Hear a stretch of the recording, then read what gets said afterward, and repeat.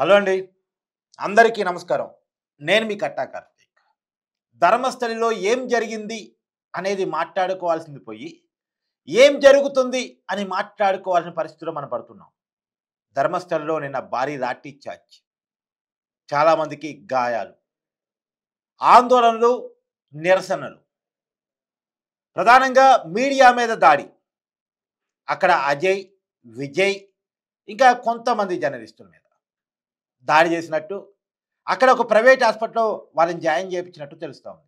అదే టెంపుల్ టౌన్‌కి సంబంధించిన రెప్యుటేషన్ పాడు చేస్తున్నారు, అబద్ధాల కథనాలు ప్రచారం చేస్తున్నారు అంటూ ఒక వర్గానికి సంబంధించిన మనుషులు కొంతమంది గ్యాదర్ అయ్యి, వాళ్ళు వచ్చిన వెహికల్స్ మీద డి అనేటువంటి స్టిక్కర్ ఉందంట. అంటే డి గ్యాంగ్‌కి సంబంధించిన మనుషులా? ఎందుకంటే ఈ డి గ్యాంగ్ గురించి మనం గతంలో విన్నాం. ఈ డి గ్యాంగ్ గురించి అక్కడ ప్రజలు కూడా వివిధ ఛానళ్ళకి మనం చెప్పడం వీడియోలో చూసాం. కాబట్టి ఈ డి గ్యాంగ్ ఏంటి? దీని కథ ఏంటి? దీని వెనక ఉన్నదెవరు? ఇది తేలాల్సిన అవసరం ఉంది. నిజానికి చాలా ఆరోపణలు ఈ డి గ్యాంగ్ పేరుతోనే వస్తున్నాయి. వీళ్ళు నిజంగా స్థానికుల పేరుతో చెప్పబడుతున్న కొంతమంది సంబంధించిన అనుచరులా? తెలవాల్సిన అవసరం ఉంది. ఈ డి గ్యాంగ్ పేరుతో కొంతమంది, లేదు స్థానికుల్లో వీళ్ళు కూడా కలగలిసి మొత్తానికి అక్కడ మీడియా మీద పెద్ద ఎత్తున ఒక్కసారిగా దాడికి పాల్పడ్డారట. మీడియాకి సపోర్ట్‌గా అక్కడ కొంతమంది స్థానికులు, కన్నడ ప్రజలు మీడియాకి సపోర్ట్‌గా ఏకమయ్యారు. 2 వర్గాల మధ్య ఘర్షణ, రాళ్ల దాడి. పోలీసులు ఇంటర్ఫీర్ కాక తప్పని పరిస్థితి. లాఠీ చార్జ్ చేసి 2 వర్గాన్ని చెదరగొట్టితే, ఒక వరకు అంటే ఎవరైతే ముందు గొడవ చేసి మీడియా మీద దాడికి పాల్పడ్డారో వాళ్ళు అక్కడి నుంచి పలాయనం చిత్తగించారంట. తర్వాత మళ్ళా పోలీస్ స్టేషన్ ముందుకొచ్చి ఆందోళన చేశారంట.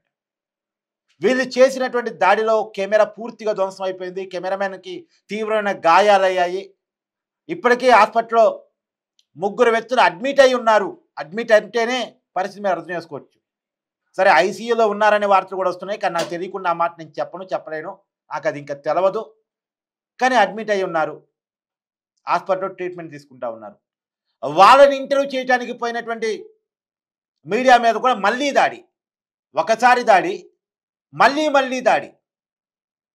పదే మీడియా మీద దాడి. ఇక్కడ ఏం జరుగుతుందనేది చెప్పొద్దు. ఇక్కడ అస్థిపంజరాలు దొరికితే సమాచారాన్ని అందరికీ చెప్పొద్దు. సమాచారాన్ని ఇవ్వొద్దు. ఇక్కడ జరిగిన విషయాల్ని, జరుగుతున్న విషయాల్ని మీరు చెప్పడానికి లేదు అంటూ వీరంగం సృష్టిస్తున్నట్టు తెలుస్తా ఉంది. ఏమీ లేకపోతే మీడియా ఏం చెప్పినా సరే పోలీసులు చెప్పేది తర్వాత ప్రజలు నమ్ముతారు. ఒకవేళ మీడియా అద్భుత కల్పన చేసినా, అబద్ధాలు చెప్పినా, తప్పుడు వార్త రాసినా, ప్రచారం చేసినా అంతిమంగా వాస్తవం మాత్రమే, పోలీసు ఇచ్చే రిపోర్ట్ మాత్రమే ప్రజల్లోకి వెళ్ళింది. కానీ మీడియా లేకపోతే, మీడియా గొంతెత్తకపోతే అసలు అక్కడ ఎంక్వైరీనే జరిగేది కాదు. నేను మళ్ళీ చెప్తున్నా, అక్కడ ఎంక్వైరీనే జరిగేది కాదు. జూలై 3వ తారీఖు పారిశుధ్య కార్మికుడు వచ్చి, అంటే విధులు ప్రోయర్గా మనం చెప్తున్నాం కదా, ఆ వ్యక్తి భీమా వచ్చి పోలీసుల ముందు కంప్లైంట్ ఇచ్చారు. ఎస్పీని కలిశారు. అంతకుముందు లోకల్ పోలీస్ స్టేషన్లో కంప్లైంట్ ఇవ్వడానికి వెళ్తే అది తీసుకోలేదు, ఎస్పీని కలిశారు. లోకల్ పోలీసుని కలిస్తే కంప్లైంట్ తీసుకోకపోతే ఎస్పీని కలిశాడంట. ఎప్పుడు కలిశారు? జూలై 3వ తారీఖు కలిశారు. కానీ ఎప్పుడు తవ్వకాలు స్టార్ట్ అయినాయి? ఎందుకు తవ్వకాలు స్టార్ట్ అయినాయి? ఇదే మీడియా గొంతెత్తి తరవటం వల్ల. మళ్ళీ శాటిలైట్ ఛానల్ కాదు, యూట్యూబ్ జర్నలిస్ట్, ఇండిపెండెంట్ జర్నలిస్టులు గొంతెత్తి తరవటం వల్ల. అంటే నేనేమంటానంటే అండి, ఇవాళ ఎవరో అమ్మాయికి జరిగింది, ఇలాంటి గ్యాంగుల్ని పోస్ట్ చేయిస్తే ధర్మం పేరుతోనో, మతం పేరుతోనో, మతం ముసుగులోనో నిజంగా ఇలాంటి వాళ్ళు ఉండి వాళ్ళని మనం సపోర్ట్ చేస్తే, ఆ సెన్సిటివ్ అనే పదంలో మనం ఆగిపోయి మనం వాళ్ళని ప్రశ్నించకపోతే, వాళ్ళ విషయాలు బయటికి తీసుకురాకపోతే, రేపొద్దున మన దాకా వస్తే సమస్య, మన ఇంటి దాకా వస్తే సమస్య. ధర్మస్థల అంటే ధర్మానికి ప్రదేశం. 9 శతాబ్దాల చరిత్ర ఉన్నటువంటి టెంపుల్ టౌన్. మంజునాథుడు కొలువై ఉన్నటువంటి ప్రదేశం. మెగాస్టార్ చిరంజీవి శ్రీ మంజునాథ సినిమా తీశారు కదా, అర్జును చిరంజీవి గారు నటించారు కదా. మనందరం మంజునాథుడిని కొలుస్తూ ఉంటాం.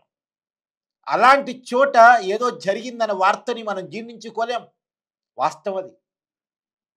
కానీ జరిగింది అని అక్కడే పనిచేసిన ఒక కార్మికుడు చెప్తున్నప్పుడు వాస్తవాలు తెలుసుకోవాల్సిన పరిస్థితి లేదా? అందులో కొన్ని ఘటనలు నేను చాలా వీడియోలో చెప్పాను. 1979 వేదవల్లి ఒక టీచర్. ఆమెకి హెచ్ఎంగా ప్రమోషన్ రాలేదు. ఆమె కోర్టుకెళ్ళి ప్రమోషన్ తెచ్చుకుంది. కోర్టులో పోరాడి. న్యాయం గెలిచింది ఆమెది.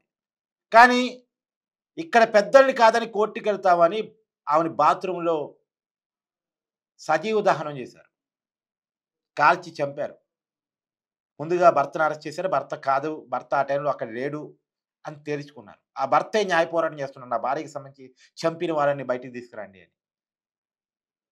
1979 కానీ ఇవాళ 2025 ఇప్పటికీ విషయం బయటికి రాలే. ఎవరు చేశారన్నది కనిపెట్టలేదు. 2003 అనన్య భట్ ఎంబీబీఎస్ చదువుతున్న అమ్మాయి. ఇక్కడ ఇదే టెంపుల్ టౌన్‌కి వచ్చి తప్పిపోయింది. పిక్నిక్ కోసం ఫ్రెండ్స్‌తో కలిసి వచ్చి తప్పిపోయింది. వాళ్ళు షాపింగ్‌కెళ్లారు. ఆ అమ్మాయి టెంపుల్‌లో ఉంది. వాళ్ళు షాపింగ్ ముగించుకొని వెనక్కొచ్చారు. కానీ ఆ అమ్మాయి మాత్రం లేదక్కడ. ఆ అమ్మాయి కోసం వెతుకులాడుతుంటే వాళ్ళ అమ్మని కిడ్నాప్ చేసి అమ్మని చంపే పరిస్థితి. చచ్చిపోయిందనుకుని వదిలేస్తే కోమాలోకెళ్ళి హాస్పిటల్‌లో బతికింది ఆవిడ. 3 నెలల తర్వాత కళ్ళు తెరిచింది. తీరా వెళ్లి చూస్తే ఇల్లు మొత్తం ధ్వంసం. ఇంట్లో ఉన్న ఆధారాలు మొత్తం ధ్వంసం. కూతురుతో కలిసి తను దిగిన ఫోటోలు, వీడియోలు ఉంటాయి కదా ఇంట్లో. అవి మొత్తం ధ్వంసం. ఆవిడే చెప్తా ఉంది. ఇప్పటికైనా నా కూతురు జాడ తెలిసిద్దా అని ఆవిడ అడుగుతా ఉంది. ఇవన్నీ కొంత నమోదైన కేసులు, వెలుగులోకి వచ్చిన కేసులు. నేను చెప్తున్నయన్ని కూడా. మధ్యలో 1986 ఒక కమ్యూనిస్ట్ నాయకుడు కూతురు. అక్కడ ఎస్టీలకి అండగా నిలబడ్డాడని, అక్కడ ఉన్నటువంటి పెద్దల్ని ఎదిరించాడని, కమ్యూనిస్టు భావాలని ప్రజల్లోకి నాటుతున్నాడని కమ్యూనిస్టు నాయకుడు కూతురు. ఇంటర్మీడియేట్ అమ్మాయట, 17 ఏళ్ల అమ్మాయి. అత్యంత దారుణంగా చంపేశారు. 56 రోజుల తర్వాత ఏమో బాడీకి సంబంధించి దొరికాయంట. వాళ్ళ కుల నియమాల ప్రకారం మామూలుగా చితి అంటిస్తారట. కానీ ఎప్పటికైనా నా కూతురుకి సంబంధించినటువంటి ఎవరు చంపారో తెలిసిద్ది. అప్పుడు నా కూతురు డీఎన్ఏ ఉపయోగపడిద్దని చెప్పేసి పాతిపెట్టాడు. 1986 ఎక్కడ, ఇప్పుడు 2025. మధ్యలో తర్వాత 2003 అనన్య భట్. ఇప్పుడు 2025. ఇన్నాళ్లుగా ఎందుకు 2025తో నేను పోలుస్తున్నా అంటే, ఇన్ని దశాబ్దాలు గడిచినా ఇంకా విషయం తెలవలేదు. ఎవరు చంపారో తెలవలేదు. 2012 మరొక మైనర్ బాలిక కాలేజీ నుంచి వస్తా ఉంది. బస్ స్టాప్‌లో బస్ దిగింది. కిలోమీటర్ దూరం ఇంట్లో ఉంటది. నడుచుకుంటూ వస్తుంది. మధ్యలో వాళ్ళ బాబాయ్ కూడా ఎదురయ్యాడు, పలకరించాడు. అంతా బానే ఉంది. కానీ ఇంటికి రాలేదు. మిస్సింగ్. ఏమైందా అని వెతుకులాట. ఆ చుట్టుపక్కల వాళ్ళంతా కలిసి వెతికారు. దొరకలేదు. తర్వాత రోజు ఈ నేత్రావతి రివర్ పక్కన న్యూడ్‌గా శవమై కనిపియటం. దారుణం. ఆ దారుణం గురించి ఎక్స్‌ప్లెయిన్ చేయాలంటే నా వల్ల కూడా కాదు. ప్రైవేట్ పార్ట్స్‌లో ఇసుక పోసి దారుణం అంటే దారుణం. ఎవరినో అరెస్ట్ చేశారు. కానీ వాళ్ళు కాదు అని కోర్టు చెప్పింది. కానీ ఎవరు చేశారన్నది ఇప్పటి వరకు బయటికి రాలే. లోకల్ పోలీస్ ఎంక్వైరీ చేశారు. సీఐడీ ఎంక్వైరీ చేసింది. సీబీఐ ఎంక్వైరీ చేసింది. ఇవి కొన్ని సంఘటనలు. నేత్రావతి రివర్ పక్కన. తర్వాత నాగరిక ట్రస్ట్ వాళ్ళు ఒక ఆర్‌టీఐ పిటిషన్ పెట్టుకున్నారు. నిజంగా ఈ ధర్మస్థలి ఏరియాలో ఈ నియర్ బై 3 పోలీస్ స్టేషన్ల పరిధిలో ఎంతమంది తప్పిపోయారు?